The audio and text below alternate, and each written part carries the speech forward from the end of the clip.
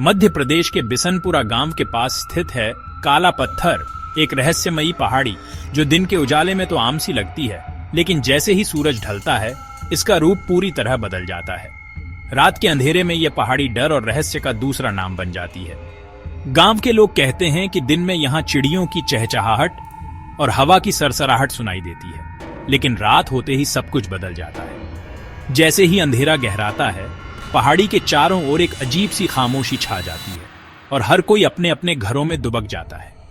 गांव में सालों से मान्यता है कि रात के समय काला पत्थर से अजीबोगरीब आवाजें आती हैं। कभी किसी औरत की दर्द भरी चीख, कभी रहस्यमयी हंसी, तो कभी मंदिर की घंटियों की गूंज, जबकि वहां आसपास कोई मंदिर नहीं है।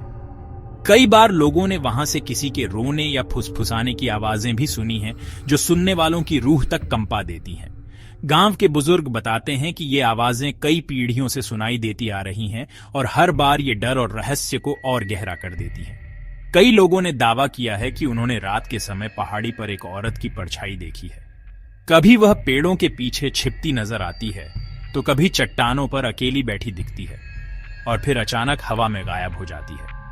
कुछ लोगों का कहना है कि उस औरत की आंखों में गहरी उदासी और गुस्सा झलकता है, जैसे वह किसी का इंतजार कर रही हो या किसी से नाराज हो। कई बार गांव के कुत्ते भी रात में उस दिशा में भौंकते हैं, मानो किसी अनदेखी चीज को देख रहे हों।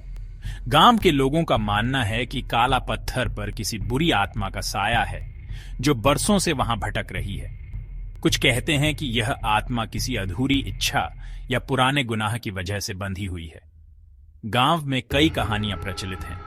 किसी के अनुसार यहां कभी एक औरत की दर्दनाक मौत हुई थी और उसकी आत्मा आज भी चैन नहीं पा सकी। लोग मानते हैं कि वह आत्मा नाराज है और किसी चीज का इंतजार कर रही है, शायद किसी से बदला लेने या अपनी कहानी सुनाने के लिए। इसी डर की वजह से गांव के बच्चे उस पहाड़ी की तरफ खेलने नहीं जाते। बड़े बुजुर्ग हमेशा बच्चों को सख्त हिदायत देते हैं कि वे काला पत्थर के पास न जाएं, खासकर शाम ढलने के बाद। कई बार बच्चों ने जिद की, लेकिन डर और बुजुर्गों की चेतावनी के आगे उनकी हिम्मत जवाब दे जाती है। गांव के लोग आपस में कहते हैं कि जो भी रात में पहाड़ी के पास गया, वह या तो बीमार पड़ गया या फिर डर के मारे कई दिनों तक ठीक से सो नहीं पाया। गांव में डर का आलम ऐसा है कि जैसे ही रात होती है, हर घर के दरवाजे बंद हो जाते हैं, गलियां सुनसान हो जाती हैं और कोई भी इंसान बाहर निकलने की हिम्मत नहीं करता। यहां तक कि अगर किसी को रात में बाहर जाना भी पड़े, तो वे एक दूसरे के साथ ही जाते हैं और जल्दी जल्दी लौट आते हैं। गांव की रातें सन्नाटे और अनकहे डर से भरी रहती हैं। काला पत्थर बिसनपुरा के लिए सिर्फ एक पहाड़ी नहीं, बल्कि खौफ की जीती जागती मिसाल है। ये पहाड़ी गांव के लोगों के दिलों में बसे डर और रहस्य का प्रतीक बन चुकी है, जिसकी कहानियां हर पीढ़ी को विरासत में मिलती हैं। शायद यही वजह है कि बिसनपुरा की रातें आज भी काला पत्थर के साए में डरी सहमी सी गुजरती हैं। एक दिन गांव में 3 यूट्यूबर रवि, नील और साक्षी आए। उनका चैनल था अनदेखा सच और वे काला पत्थर के रहस्य को उजागर करने आए थे। गांव वालों ने उनसे बात करने से मना कर दिया, लेकिन बुजुर्ग दीनानाथ काका ने चेतावनी दी, यह पहाड़ी मौत का घर है, लौट जाओ। बाबा, हम बस वीडियो बनाकर लौट जाएंगे, हमें भूत प्रेत से डर नहीं लगता। यहाँ जो भी गया वापस नहीं लौटा, ये कोई मजाक नहीं है। चेतावनी के बावजूद तीनों पहाड़ी की ओर बढ़ गए। गांव वाले बस खामोशी से देखते रह गए। ये निशान किसी जानवर के नहीं लगते। नरेटर। तीनों ने काला पत्थर की चढ़ाई शुरू की। जैसे जैसे वे ऊपर बढ़ते गए, जंगल और भी घना और रहस्यमय होता गया। हर कदम पर पेड़ों की छाल पर नए नए खरोंच के निशान दिख रहे थे, मानो किसी ने हाल ही में इन्हें बनाया हो। हवा में एक अजीब सी बेचैनी थी और हर झोंके के साथ लगता था कि कोई छुपकर उन्हें देख रहा है। हवा में अजीब ठंडक थी और रास्ते में पेड़ों पर गहरे ताजे खरोंच के निशान मिले। ठंडी हवा में उनकी सांसें भी धुआं बनकर उड़ रही थीं और हर तरफ सन्नाटा पसरा था। दूर कहीं उल्लू की आवाज गूंज रही थी, जो माहौल को और डरावना बना रही थी। शायद हवा की आवाज होगी। नरेटर। तभी दूर से औरत के रोने की आवाज आई। वह आवाज इतनी दर्द भरी थी कि रोंगटे खड़े हो गए। ऐसा लगा जैसे कोई बहुत पास ही पेड़ों के पीछे छुपा हुआ अपनी तकलीफ बयां कर रहा हो। सब चुप हो गए। S3 media Group of people standing silently in mountain ruins at night, tense group listening in darkness, abandoned hillside village at night at stock at distribute_equally।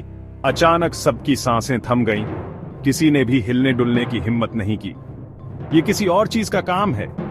किसी ने धीरे से फुसफुसाया, ये कोई आम बात नहीं है, हमें सतर्क रहना चाहिए। डर अब उनके चेहरे पर साफ दिखने लगा था।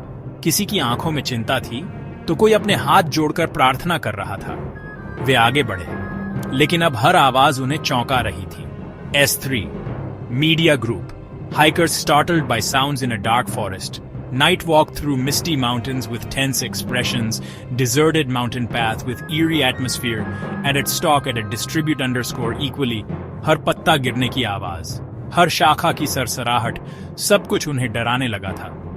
नहीं, ये किसी के रोने की आवाज थी।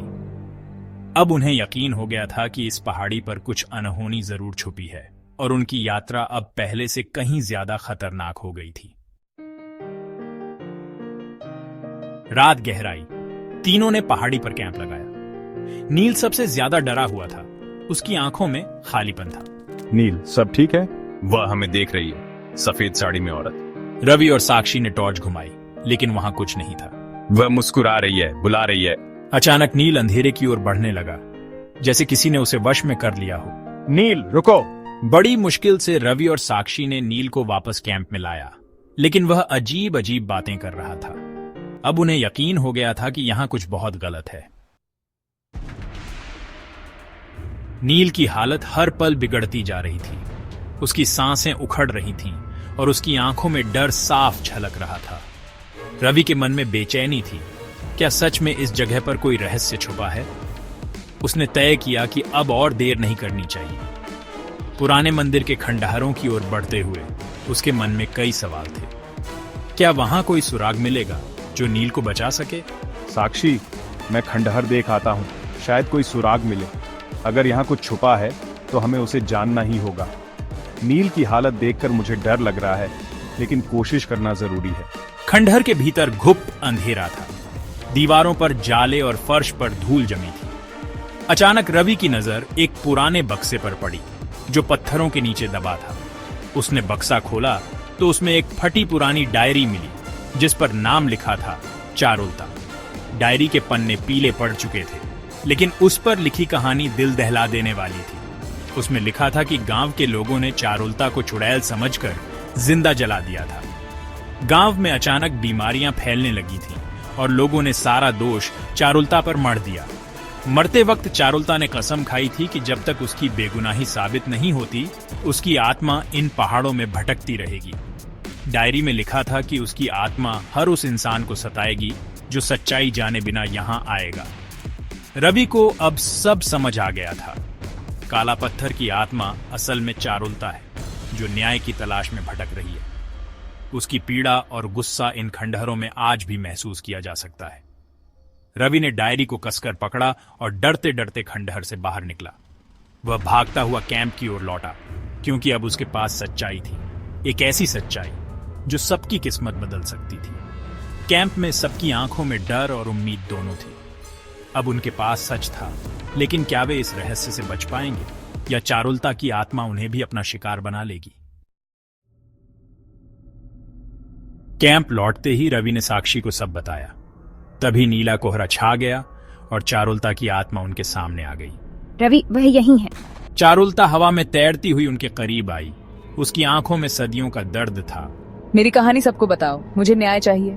हम वादा करते हैं तुम्हारी सच्चाई दुनिया को बताएंगे। चारुलता की आत्मा शांत हो गई। कोहरा छंट गया और नील को होश आ गया। उसे कुछ याद नहीं था।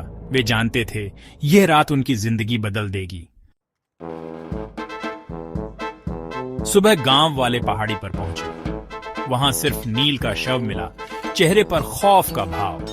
रवि और साक्षी गायब थे, जैसे हवा में घुल गए हों। पुलिस को सिर्फ रवि का कैमरा मिला। मैंने कहा था ये पहाड़ी किसी को नहीं छोड़ती। कैमरे की आखिरी रिकॉर्डिंग में नीला कोहरा, चारुलता की आत्मा और रवि का वादा कैद था। वीडियो के अंत में सिर्फ एक औरत की फुसफुसाहट थी। मेरी कहानी अब सबको पता चलेगी, हमेशा के लिए। इसके बाद सिर्फ खामोशी थी। काला पत्थर का रहस्य और गहरा हो गया, लेकिन चारुलता की कहानी अब कभी नहीं दबेगी।